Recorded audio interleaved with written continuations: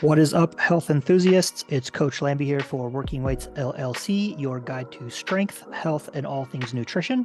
I am joined, as always, by my co-host, Dwayne Ulrich, aka Poppy Doral. And today we are going to be discussing the Nordic diet.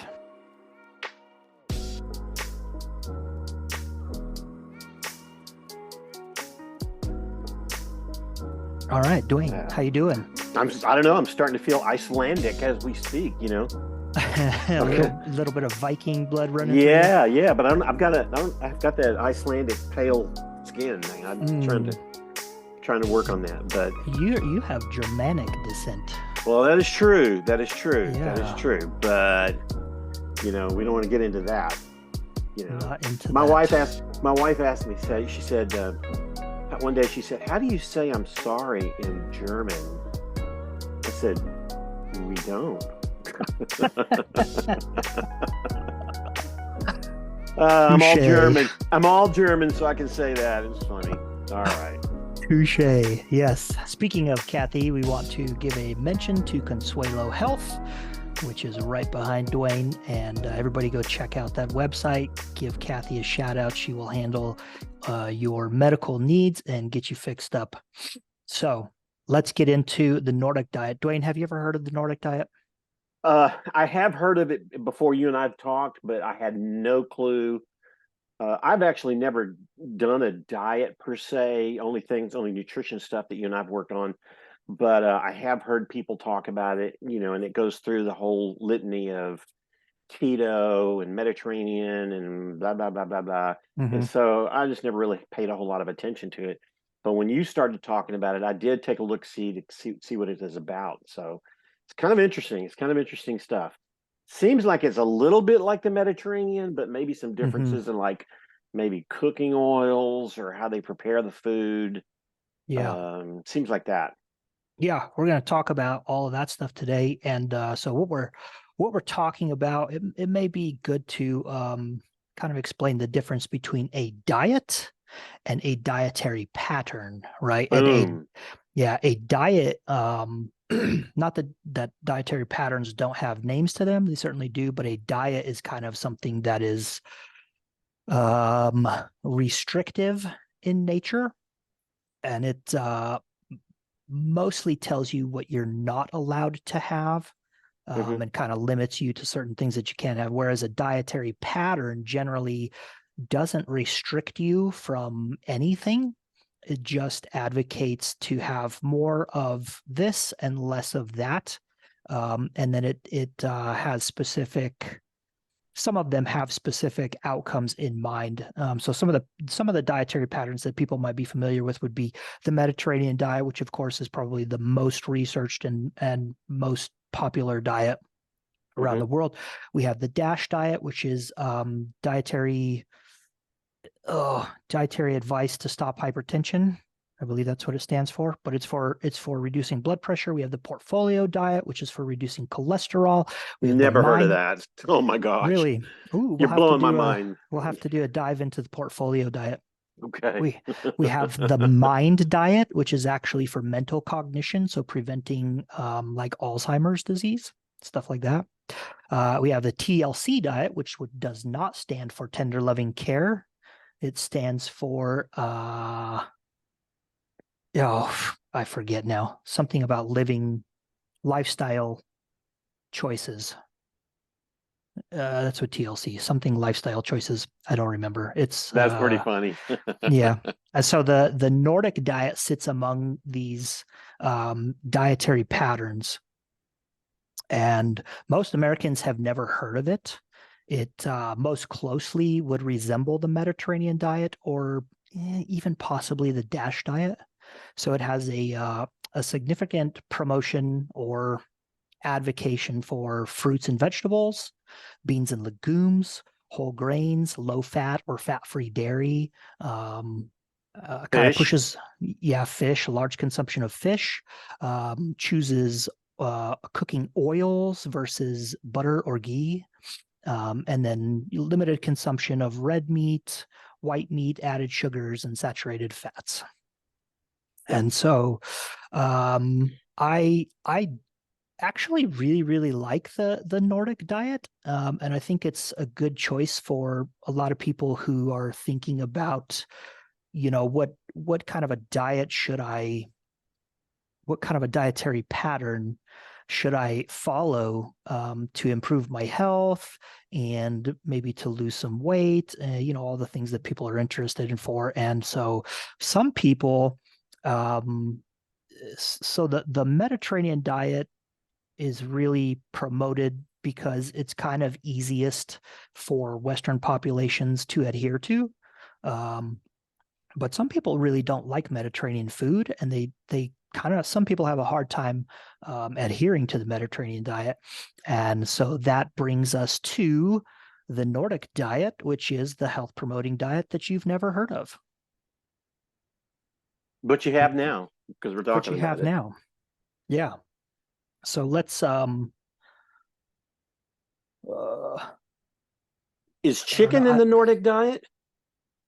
It is, yeah. We're gonna go to the website. I'm gonna share my screen. Perfect. And so let me do that right now. Yeah, desktop share. So let's pull that up. You can see this here. Yep. Yeah. So this is the website for the Nordic Nutrition Recommendations, or i.e. the Nordic diet, right? And this is the dietary pattern of the Nordic and Baltic countries, and more Nordic, not so much Baltic, but these are the countries of like Finland, Denmark, Norway, Sweden, Iceland, the Faroe Islands. Ooh, Ellie's out there. And there's a small little country off of the coast of Finland that used to be part of Finland, but now it's an autonomous zone, like the Chaz. And it's called it's called Auckland, or something like that. Yeah, so we can see here from the website. So their most recent updates here is 2023. So I think they updated them June of this year. So we're looking at the most recent stuff, and some of the things that I really like about, oh goodness, can you hear the dog? No, not at all. Oh, okay. Oh, good. Hopefully it doesn't come through in post. All right. So some of the things that I really like about the Nordic recommendations is that the website is easy to use and navigate. And as we can see here, like we just kind of have on the left side, the title of it. And then to the right, we have our contents. And as we scroll down, we have links to, if you've thought about this as a brochure or a pamphlet, so you have links to what would be like each page or each section. And so you Hold on. can, So, as the common man ombudsman, yeah, says here the Secretary General's preface, the Secretary General of who? Secretary General. Secretary General's preface. I believe that's of the Nordic countries. It may have something to do with European. Yeah, because aren't those countries like they have like a cooperative kind of a thing there, Mhm. and so they have similar, or if not the same, uh, like the U.S. has the Food and Drug Administration. Yeah, So I think that those countries have like a similar health organization, and I think that's who we're talking about. I yeah. just wanted to So throw it out there so people go like, "Oh, what am I looking at?" My yeah, bad. Europe has so the United States has its own thing, Canada has its own thing, Europe, which would be England, Ireland, Scotland, and Hmm. then all of those areas around the Mediterranean, and then including Germany, Poland, and then up along that coast. I don't know all the countries that are right up there, but all the way up to the Russian border. And then north of all of that, so north Yeah, of Germany would be yeah, Denmark. And then Denmark is separated from Sweden and Norway by the Baltic Sea.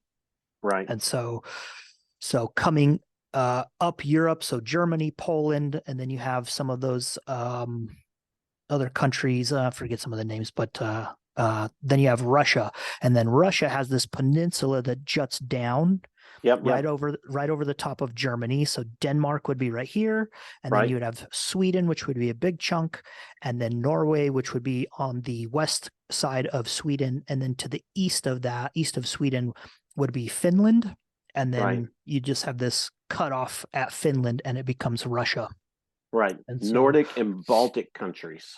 yeah, so those areas right around the Baltic Sea, so all the ones that I just named would be part of the I guess Nordic Union. I really don't know Yeah.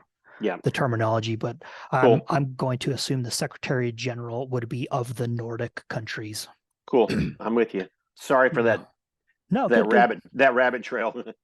Yeah. So as we scroll down, we can see that we can click on specific things. And so one of the things I like about this website is that this whole section on the left or on the right here, very easy, very simple. It scrolls down. It's in a linear fashion from top to bottom, and it reads just like the table of contents in a book, right? And then the other thing I like about this is they have overview and specific recommendations for all of these things like fluid and water balance, fatty acids, all of these vitamins, minerals, micronutrients. We get into food groups, and then we have kind of an overview of the food groups. So what foods constitute these food groups? And we're going to talk about some of these. So cereals has its own food group. Vegetables, fruits, and berries are linked together in one food group. Potatoes, interestingly, have their own food group. Wow. And yeah, potatoes are actually a staple in a lot of countries. So the fact that it has its own food group within the Nordic nutrition recommendations, I think is appropriate. We have things like pulses and legumes, nuts and seeds, fish and seafood, red meat and white meat. So they've separated those two here. They each have their own categories. You have alcohol, sweets, and then they also have dietary patterns and meal patterns.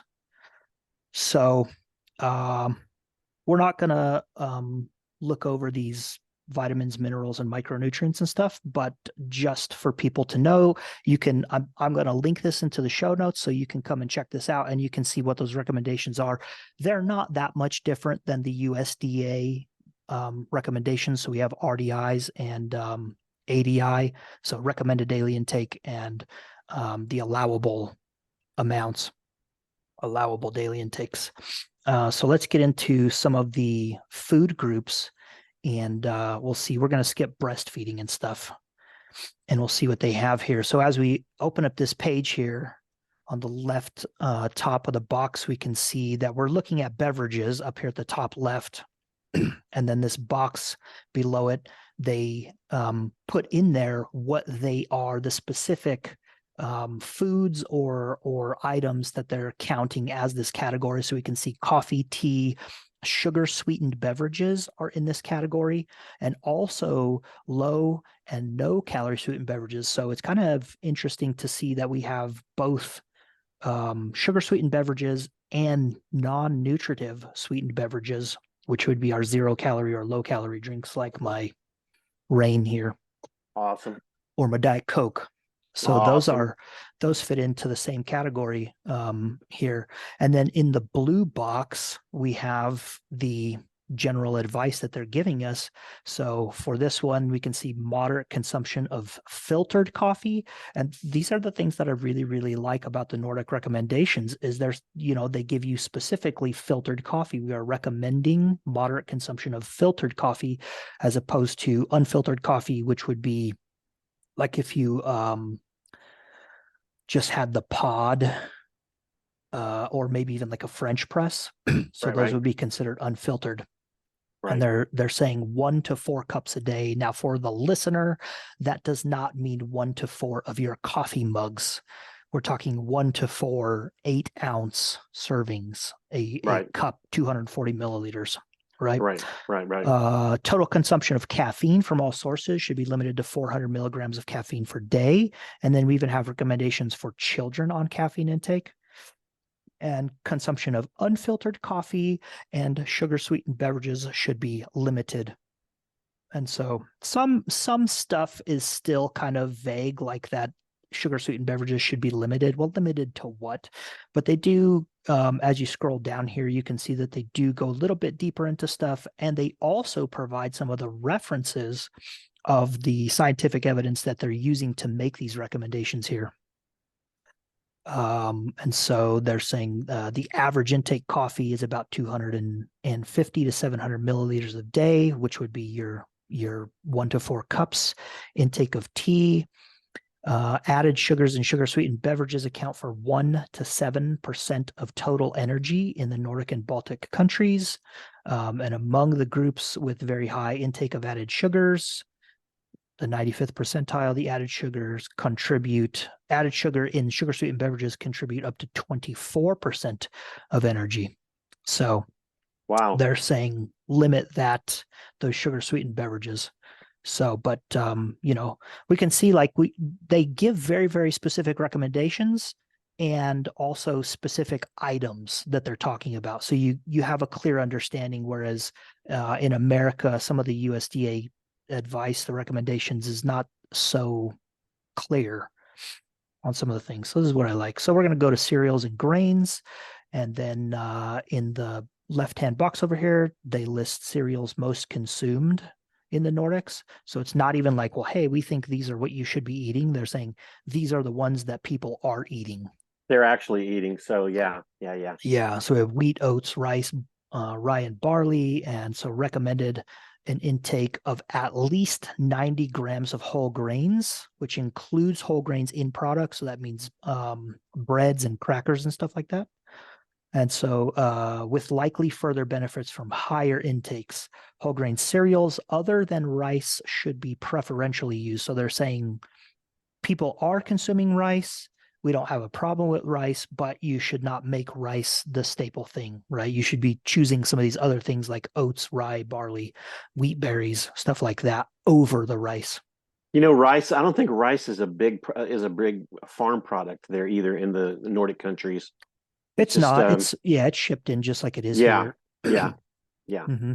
Yep. Which in that way they don't really have any control over its quality or. Mm-hmm. I just lost my train of thought. Anyway, they don't have a lot of rice there naturally. It's shipped in. Yeah. Yep. So here we get to vegetables, fruits, and berries. And so we can see exactly what they're talking about over here. So fruits excluding fruit juice, and we remember fruit juice actually has its own category. And so they're recommending 500 to 800 grams of fruits, vegetables, and berries per day. And that's it's both a lot and not a lot. So an entire head of lettuce. So if you buy the round head of lettuce at the grocery store, that entire head of lettuce is around 750 grams. So what they're recommending is to eat, basically one of those a day.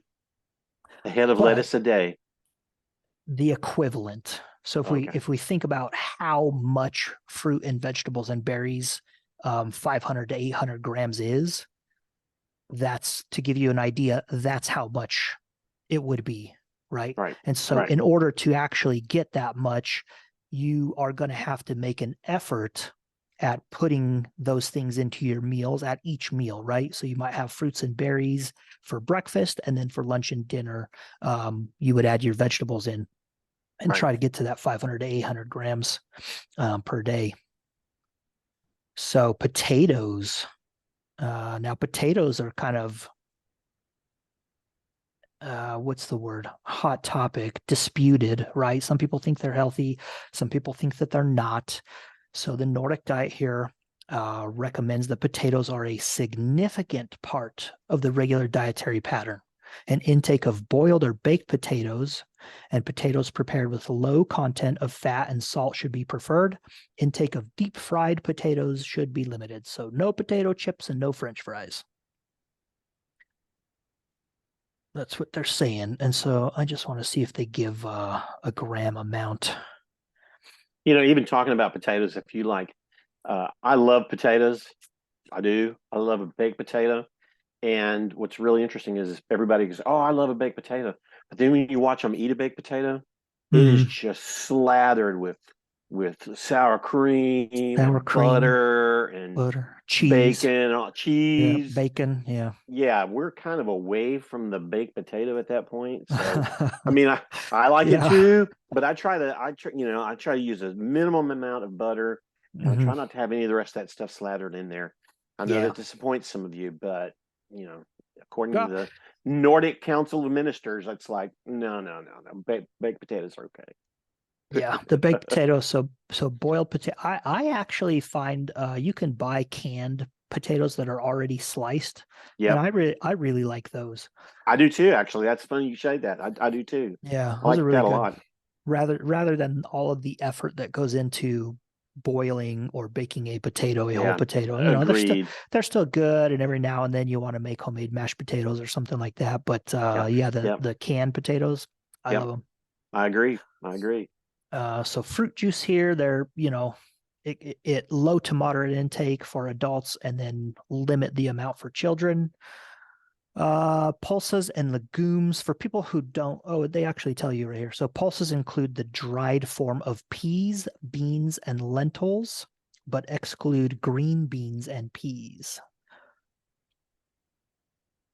It's recommended pulses are included as a significant part of the regular dietary pattern. So we can already kind of see a trend here. So potatoes and beans and peas and things of that nature, significant portions, uh, large daily portions of fruits and vegetables and berries. We'll get to nuts and seeds, and they recommend 20 to 30 grams of nuts per day, and that's about an ounce. That's actually a little less than an ounce, but I think an ounce is 28 grams of the nuts, and so it fits right in there. So about an ounce. That's really not that much, like a little No, it's not much. palm-sized portion of nuts. And most people are probably going to be consuming that in some form of a butter, nut butter. So fish and seafood, it's recommended to consume 300 to 450 grams per week. And then they emphasize, or they put in the brackets, they're ready to eat weight. And so I really like that about these recommendations is that you know what you're weighing and it's the portion after you've already cooked it. It's not the pre-cooked portion. So they're recommending 300 to 450 grams per week of cooked fish or canned, right? So that would be tuna, your canned mackerel, herring, oysters, things like that. And they say, Even would that include even sardines and sardines, or yeah. okay. Yeah. So they're saying at least 200 grams a week should be fatty fish. Recommended to consume fish from some sustainably managed fish stocks. How do you know how much would you lose in fish in the weight of the fish um in cooking? I mean, especially for a fatty fish. So like here in Texas, so a fatty fish here would be like dolphin fish or mahi is pretty fatty. Mm-hmm. And so how much do you lose in that cooking? You have any just a guess? I would probably say You cook 20, fish a 20 lot. to So 30. Yeah, I yeah, would so say you cook 20 fish a to lot. 30%. Really? That's Yeah. amazing. But Wow. I think most of that's going to be water. Yeah. Oh, I agree. I agree. You're going to lose a lot of moisture out of it. So the I fat, agree. some of the fat's going to, depending on how you cook it, some of the fat's going to come out, but most of what you're going to lose is going to be water. Yeah. You're going to retain pretty much all of the protein portion of that thing and the majority of Yeah. the fat. Yeah. Cool. So, and then, so how much is, so they're giving the grams per week. And so for the average person, how much is this? So four ounces. So an ounce is 28 grams Right. and 4 ounces, about 112, Right. 115 grams, something like that. So we're looking at 3 to 4 4-ounce portions per week Right. and two of those being fatty fish. So the Right. sardines, the mackerel, the herring, salmon, Right. stuff like that. Yeah. And then red meats, and they have over here what they are considering to be red meat, which is cattle, sheep, goats, your larger game animals, and also pigs. So pork they're considering to be in the red meat category here. And so they're saying to limit the consumption of red meat. It should be low and not exceed 350 grams per week of cooked weight. Okay, so our fish was that 3 to 4 ounce portions, and so we're looking at kind of about the same amount, maybe a little bit less per week, so probably closer to 2 to 3, maybe 2 to 3.5 4-ounce portions per week of red meat. That's the recommendation. And then we go to the white meat, which is all of our poultry, chicken, hen, turkey, duck. So duck's kind of interesting. You would think duck would be maybe in the red meat category, but they're putting in the white meat category here. Even though it's really fatty. It's really fatty too. It's very fatty, yeah. By the way, I hate to digress, but so just a little bit, that screen right before there said something. It put pigs in the non-ruminant category, and I was like, what the heck is a ruminant? And so non-ruminant animals are animals with a single compartment stomach, such as swine, poultry, horses, dogs, cats, and humans. Yeah. Don't eat humans, but cow, or cats. Yeah. Yeah. So cows and sheep and goats. So cows have 3 stomachs, I believe. Yeah. Yeah. Pigs have 1. Yeah. And it just changes a little bit. It relates to their digestion and how they process proteins and foods into their body. So. Yeah. So we're still on that red meat page here. I went back, and so on the left hand box here, we can see what they are considering to be red meat. And then over here to the right, these 3 boxes, they give us the beneficial health effects. So what are the health promoting effects of red meat? So it's a provider of high quality protein, iron, zinc, vitamin A, thiamine, riboflavin, vitamin B6, and vitamin B12. So those are all of the reasons why we would want to consume these things in the amounts that they're suggesting. And then they also give some of the health adverse effects. So it's a major source of saturated fatty acid. We'll talk about that later. Increased risk of colorectal cancer, and may increase the risk of cardiovascular disease and type 2 diabetes.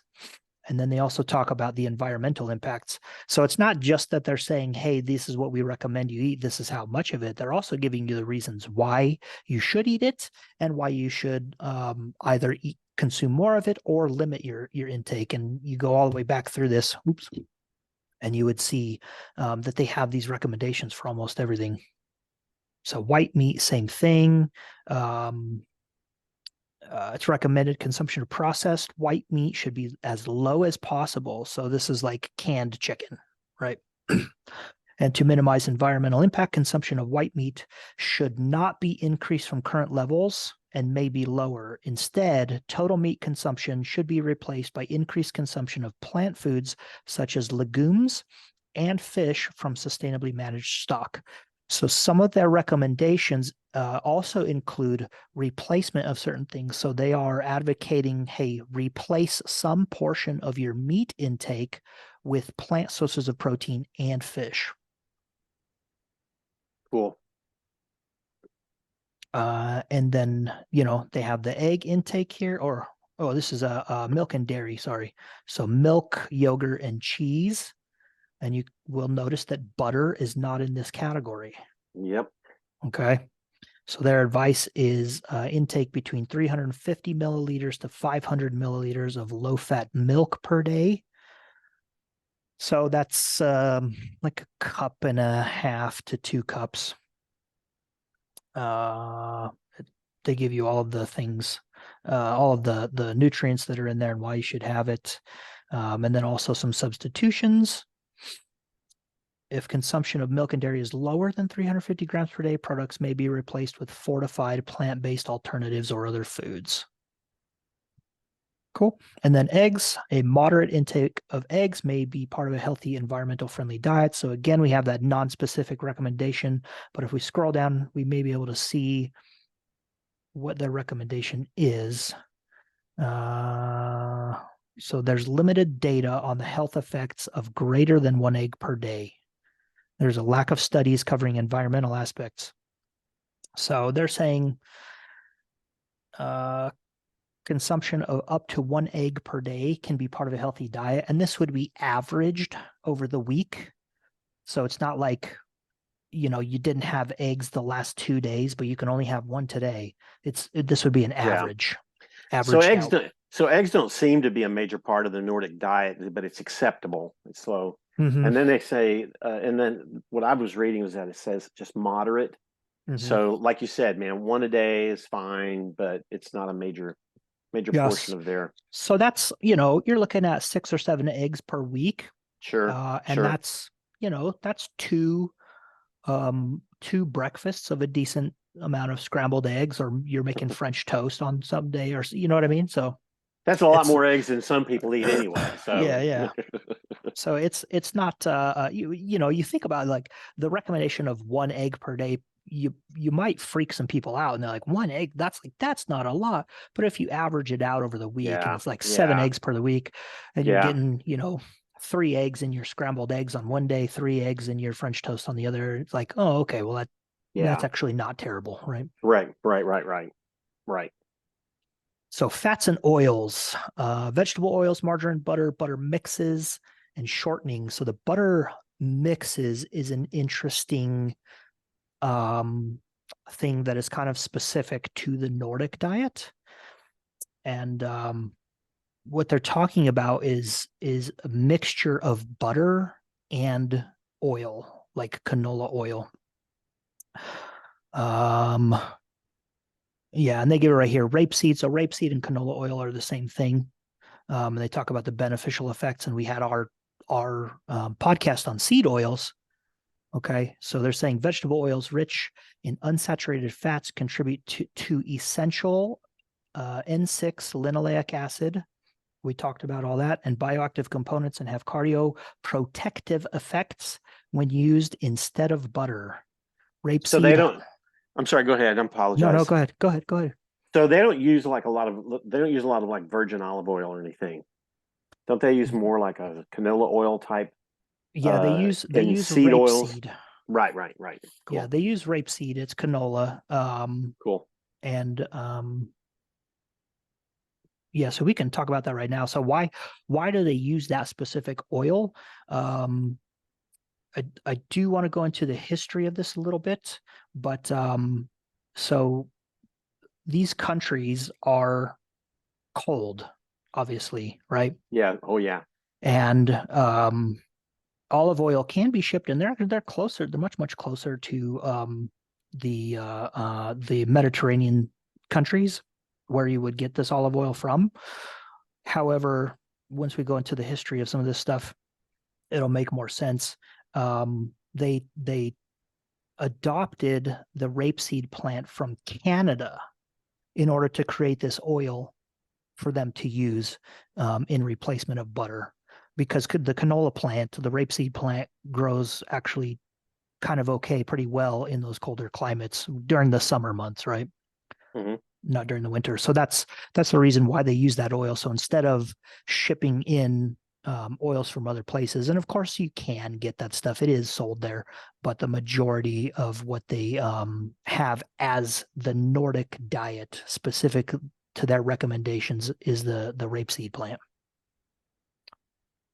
Good to know. Yeah, so for oils and fats here, it's recommended to consume a minimum of 25 grams per day of vegetable oil or similar. So that's a little less than 2 tablespoons.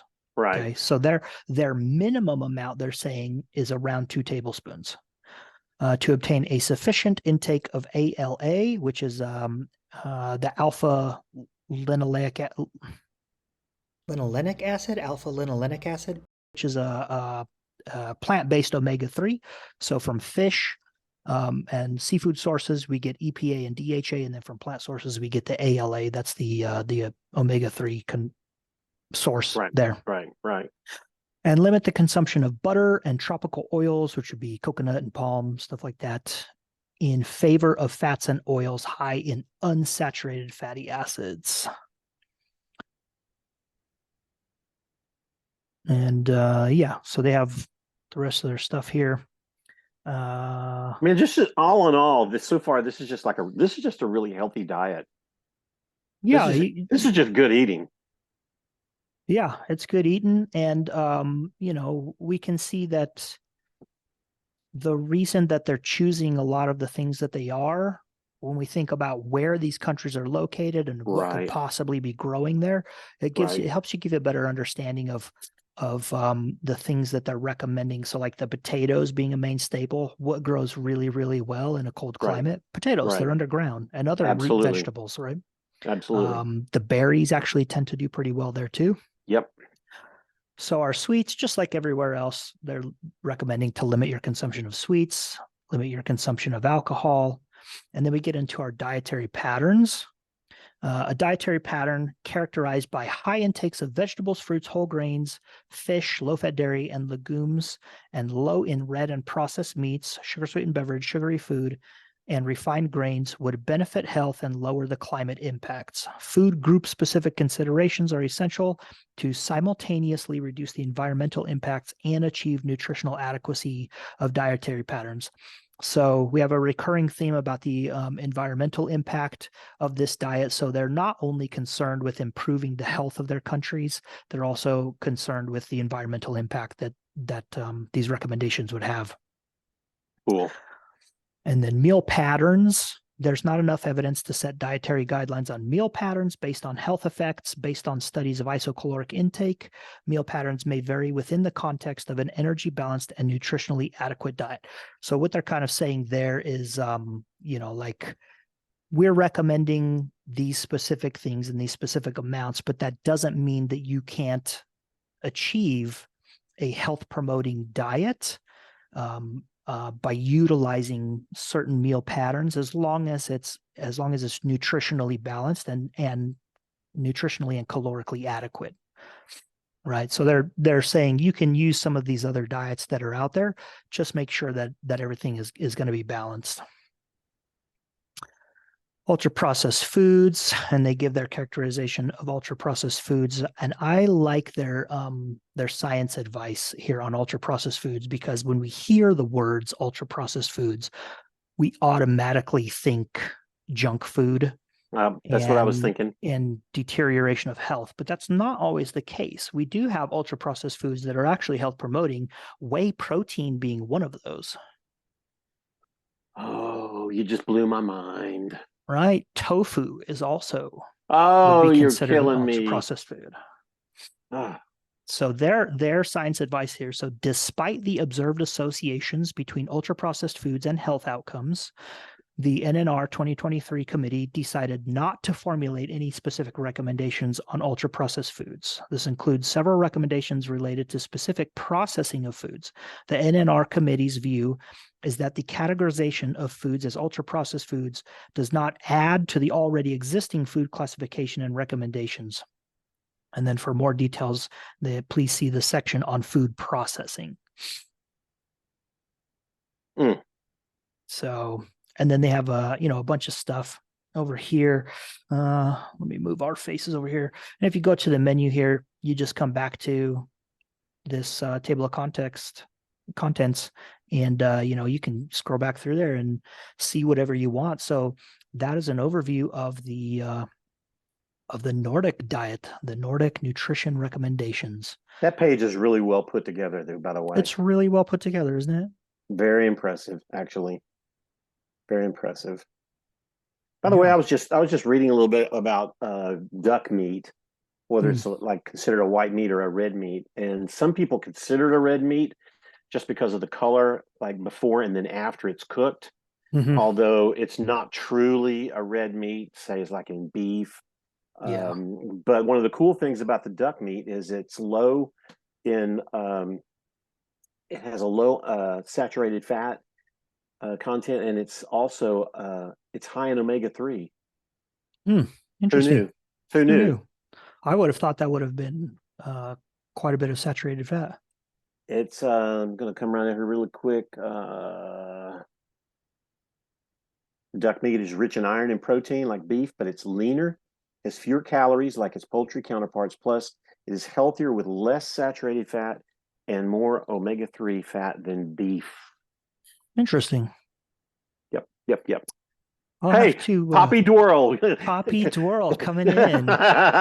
Makes a contribution. I have something to look up now. So I wonder what I wonder how close that gets to something like fish and other seafood as far as that omega-3 That's goes. interesting. That would be good to know. That Yeah, would be good to know. that's kind of interesting. So we think about warm-blooded animals generally tend to have saturated fat, and Yeah. if we think back to our seed oil podcast where you Yeah. asked Yeah. me Yeah. about the Yeah. difference between these, so Yes. saturated fat is usually solid at room temperature. So Yes. warm-blooded animals have more saturated fat because we're warm, and so it's warmed up, and that fat kind of remains in that liquid state. But Right. cold-blooded animals, fish that live in the water, snakes, other reptiles, things like that, those generally tend to have the unsaturated fat, which is our main sources of omega-3s or animal-based omega-3s is Right. from those cold-blooded animals. So Right. that's interesting. I'll have to look into that and see where that omega-3 stands in relation to fish and other things. Well, the So, omega-3 thing, because I love duck. oh, me too. Me too. It's just, uh, my wife doesn't, but I do. I love it. But Yeah. the omega-3 thing is what threw me because I typically associate omega-3 coming from fish Mm-hmm. predominantly. Mm-hmm. And so to see that in there, and I really don't even think about it as in any other meat, but lo and behold, there it is. So good Yep. stuff. Yep.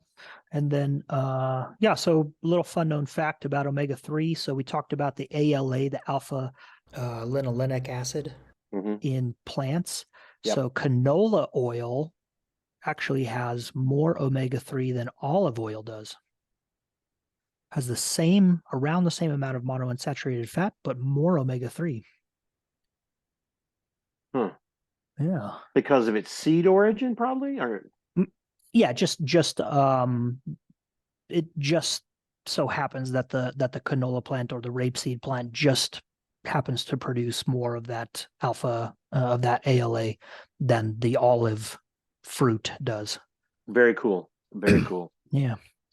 All right. So yeah, so as the audience on Budsman, right, you're probably asking how did they come up with these recommendations? Yes. I knew that was coming. And I Yeah, was like, that's yeah, a well, good how did they do question. that? I'm glad you asked. It was coming. Yeah.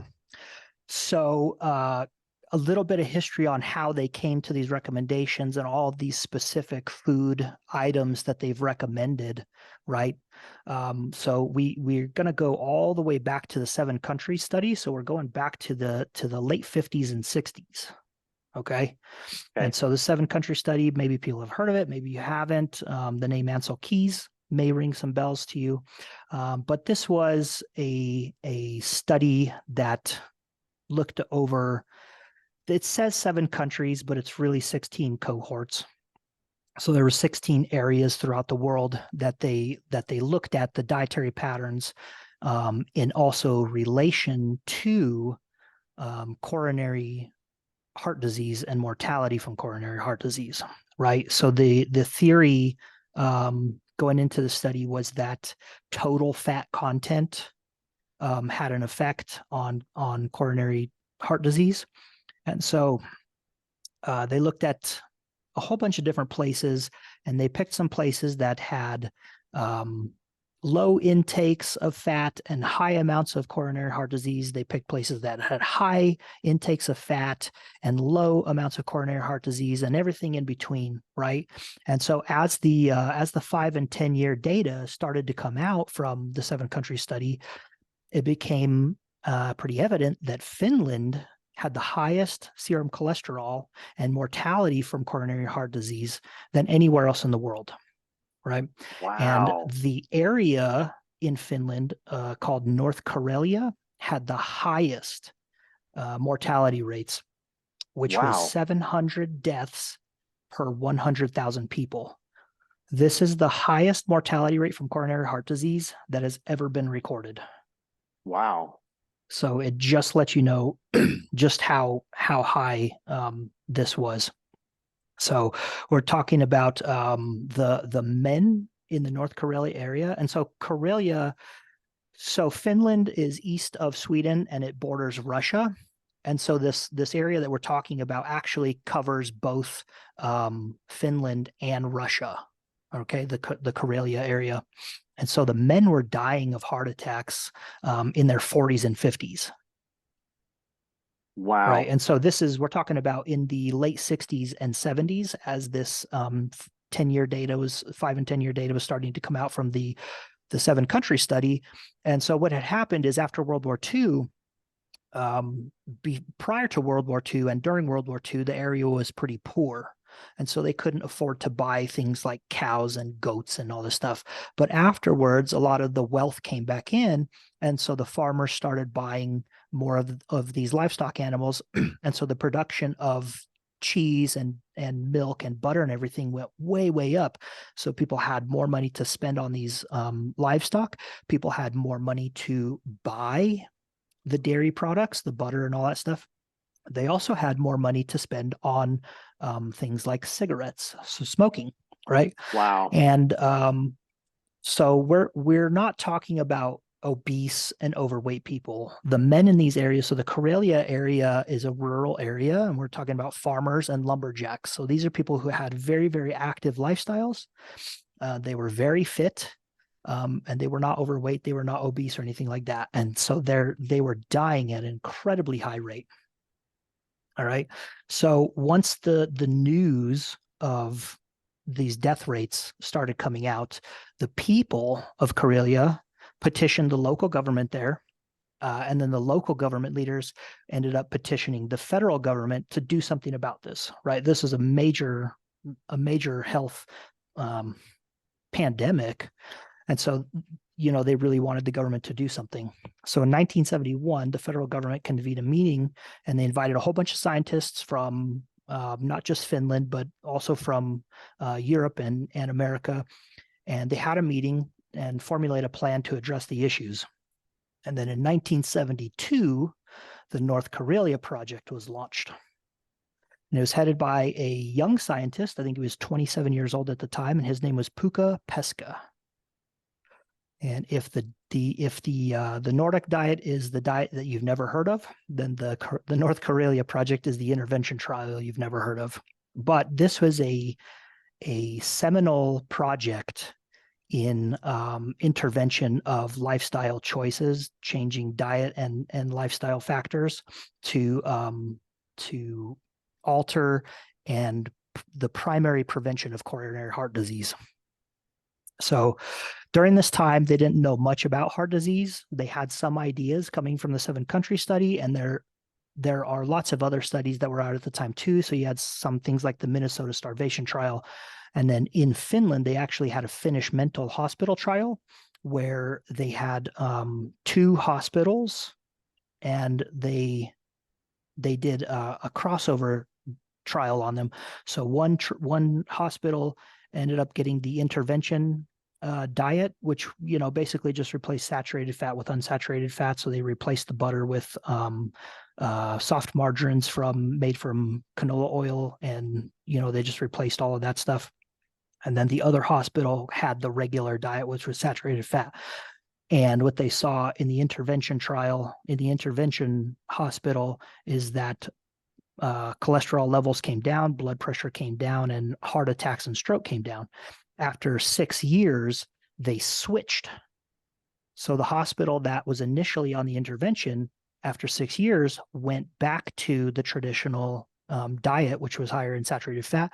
And then the other hospital got the intervention. And then what they saw after those 6 years was the same thing. The intervention hospital ended up having lower cholesterol, lower blood sugar, lower heart attack, and lower stroke. So they had some ideas of what was causing these coronary heart disease, right? And so the main 3 things was cholesterol, blood pressure, and smoking. Those are the major causes. So they set out to create primary interventions aimed at addressing those things. And a lot of that just came down to reducing the amount of butter that they were eating, reducing the amount of salt that they were eating. And they had a lot of buy-in from the local populations, because it was the local populations specifically that were petitioning the government to do these things.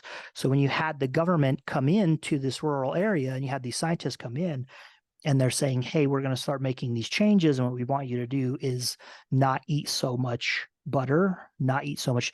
So this is kind of funny. So these men, these lumberjacks, were actually known for putting butter on their cheese. Oh my gosh. That's and then nasty. and drinking a glass of whole raw milk with that. Wow. Wow. That's nasty. Yeah, something crazy, right? So if you think about, that's the diet that these men are eating, that these men enjoy, and you have somebody come in and say, hey, we need you to cut that out, you would probably have some pushback. But they didn't have a lot of pushback because it was the people Wow. who petitioned the government, right? And they Wow. said, we need these changes. Even the smoking cessation. I mean, I've never smoked, so I can't say, but I mean, just getting somebody to quit smoking, it's kind of an addictive thing. Yeah. And I can only imagine about putting butter on your cheese. That Yeah. can That sounds That's an crappy. addiction. I'm not sure if that would be good or bad. Yeah. That's nasty. That was So probably traditional too. It's probably just built into their lifestyle. it became tradition after World War II. So once the money came back in, and you, when we think about this, as prior to World War II, the area was pretty poor and they couldn't afford these livestock animals. They didn't have extra money to spend on these luxury items like butter and cigarettes. But Luxury. Yeah. once the wealth came back in, they had more money to spend on these things. As a Wow. result, coronary heart disease went up. And so we take that and travel forward in time to now, and we think about just how wealthy, oh, excuse me, just how wealthy a lot of the world is today. And what do we see? A Yeah. lot of preventive disease, right? And Right. it's because we have the luxury to spend on a lot of these items. So now in Right. America, smoking has come down quite a bit Right. through a massive information push. But saturated fat has also come down in consumption. It's not down to the recommended levels, but anyway. So so Puka Pesca designed this intervention, and he went in. And so some of the things that they did is they had a what's the word? I don't know, a push to replace dairies for berries. So what they suggested doing was converting a lot of the dairy farms, selling off a lot of those livestock animals and converting that area into dairy farms, or berry farms rather.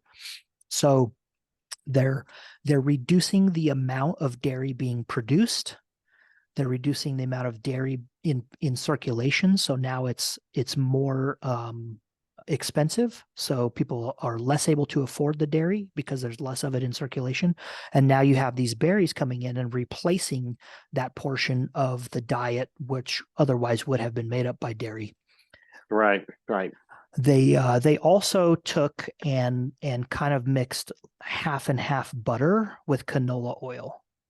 And that was one of their ways of reducing saturated fat and reducing butter intake. And then we talked about why they didn't use olive oil. You can't grow olive trees in Finland. Right. Yeah. Can't Right. do that. Yeah. So they imported the rape seeds from Canada. Right. They recommended reducing egg yolks to just a couple per week. So you could still eat the egg white, but the egg yolk, they recommended decreasing that to a couple of per week. They recommended increasing the whole grains, cutting the fat off of your meats, or just choosing lean meat in general. And then something cool that kind of came out of this whole process was they actually had a pretty decent buy-in from food manufacturers, and they actually got the creation of new foods. And so this was during a time where they actually knew how to remove the fat sources from a lot of your foods. So they could take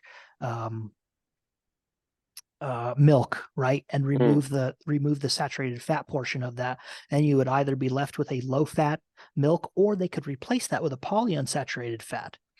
Okay, and so one of the things that they knew at the time, we have something called the Keys equation, and the Keys equation, we are able to predict changes in serum cholesterol levels based on the change in saturated to unsaturated fat ratios. So it's That's called a very P to cool. S ratio. So polyunsaturated fat to saturated fat ratio. And so they had this formula. And so by replacing some of the saturated fat with polyunsaturated fat, they're able to change that P to S ratio, right? And so you still have a food that still has the amount of fat in it that it otherwise would have. And so you have the same mouthfeel and the texture and all of that happening, but we're reducing the amount of saturated fat in it. Yeah, they wanted to reduce saturated fat and sugar, which they did get a little bit of pushback from the sugar industry on that one, which is to be expected. But, you know, the recommendation to reduce sugar was known at the time to have a causal impact on heart disease. And then more than anything, they really targeted the wives and the schools, because the wives cared very, very much about their husbands' lives. It was the men who were dying the most. The women still had very high mortality rates from coronary heart disease, but not as much as the men. So they went to the women and they got the women really involved in these projects. And that's where they came up with mixing the butter with the oil and all of that stuff. Wow. And so as the women making the meals for their husbands and everything, they really made the biggest change and the biggest impact on the men's dietary intake and also their outcomes. And then for the schools, they went in and changed the menus in the school. So as a kid went to school where he would be having whole milk before, they replaced that with skim milk. So once the kid gets used to skim milk, he starts asking for that same thing at home that he's getting at school. Right. So that's how they made a lot of changes, right? That's huge. That's amazing that those countries would do that. Of course, they asked for it. They asked for the research to begin with. They asked for it. And you were just talking about how people they were closing down some dairy farms to lower the availability of milk and those high fat products. But a lot of those guys, just getting people to do that, to change their lifestyle, is just, if that was happening here in Texas, ain't happening. Yeah. But they were asking for that, and plus, the highest death levels of coronary artery disease ever recorded, and so they asked for help, and so they were more accepting of it. But you transfer a dairy farmer to a berry farmer, that's a big ask. But when they realized what they were doing, and there's going to be productivity in berries, they're still going to have a product, they're still going to be able to sell. It's amazing that everybody was on board with that. I mean, yeah, there's some pushback, but holy moly, that's amazing that they did that for their own. Even smoking cessation, gosh, it's taken years for the United States to ease up on the cigarettes. It's been hard to make a change for that. So anyway, we reduced it a lot, but so they're running this whole thing in the North Karelia area, and after 5 years, they had some outcome data, right? And so they're sending this information back to the federal government, and the results were so good after 5 years that there was actually a nationwide adoption of the practices. So it didn't even take like 20 years. After 5 years, they introduced this. And so on the screen share page here, we can see that we have some serum cholesterol levels from 1972, and they have it all the way up to 2012. And we can see that there's just been a massive reduction ever since, right? Ever since the introduction of this program, there's just been a steady drop in serum cholesterol levels. They also reduced blood pressure. So we have systolic blood pressure here, just a steady drop all the way up to 2012. That's amazing. And then smoking. So interestingly enough, the women actually didn't quit smoking. The men quit smoking by quite a bit. So it started out at around somewhere 58% of men were smoking, and they got it down to 16%. So the men and women were right on par by 2016 here. right? And so right in this area, the North Karelia Project starts. So they were about 40%, men were about 40%. And then after 5 years, so around 1980, we can see there wasn't that much of a drop. So all the way to 2016, we're seeing it's 16%. But that Yeah, 5 year data, there wasn't too much of a drop in the smoking of men, and there was none in women. right, Okay. right. So that's kind of important to think. I don't know if they're going to show us the BMI here.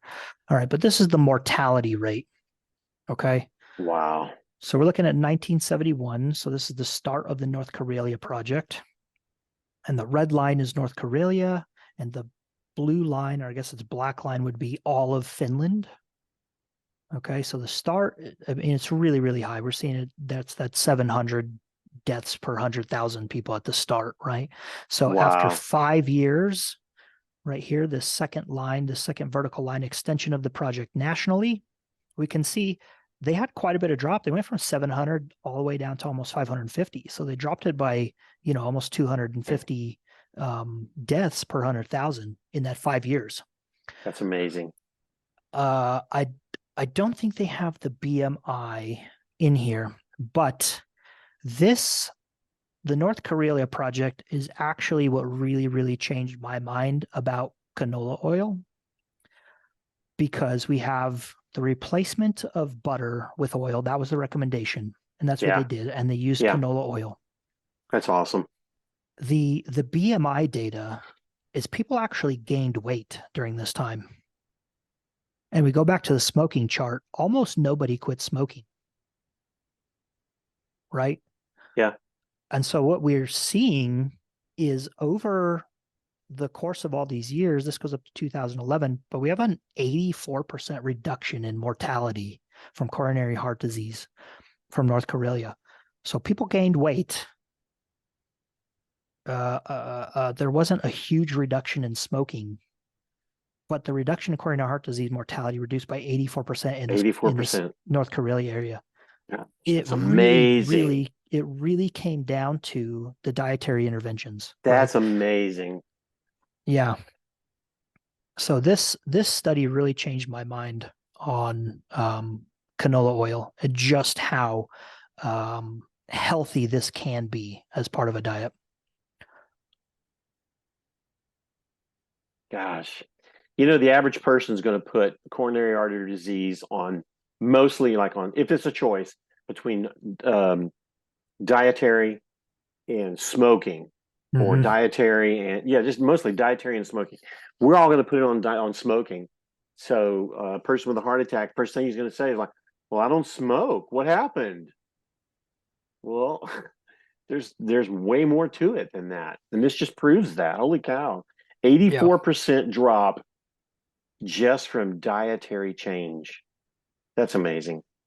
Yeah. That's Well, it's amazing. it's 84% would be the total lifestyle changes. So they didn't just change the diet; they also had a bunch of other lifestyle recommendations. Well, But yes, you're right. You're right. You're right. But they didn't there's change. Smoking didn't change that much. yeah, not in the North Karelia area. Right. Right. Okay. Yeah. In all of Finland, they had quite a big reduction, but in North Karelia Yeah. specifically, there was not a huge reduction in smoking. Right. But I've read somewhere else that they attribute about 40%, so 40 to 50% of that 84% is attributed specifically to the diet. So Very almost cool. almost half of that reduction came just from the diet. And Okay. so that Cool. yeah, that's that, going back to the Nordic Nutrition Recommendations. So this is when you look at this piece of literature and the recommendations that they're making and the specific food types and amounts and everything that they're making, this really hasn't changed that much since that initial North Karelia Project introduction in 1972. The recommendations haven't changed that much. So Okay. So to go back and correct my misspeak, then the majority of that drop in North Karelia and in Finland was from immortality, uh, from coronary artery disease. Most of that was from dietary, and a lesser about half, portion. Yeah. Okay. So about half. half. Okay, so half, and then the rest of it is like other lifestyle changes, which included Mhm. smoking. Mhm. Okay, Yep. all right, got it. Yep. So there you go. It's That's amazing. all we got. You got the Finnish mental hospital trial over here. I'm, of course, going to link all of this in the show notes so y'all can go and see it. And yeah, so the Nordic diet, the health promoting diet that you've probably never heard of. If you have a hard time with other dietary patterns, you might give this a look-see and see if it's something that you think you might be able to adhere to. And this could be a life-changing event for you.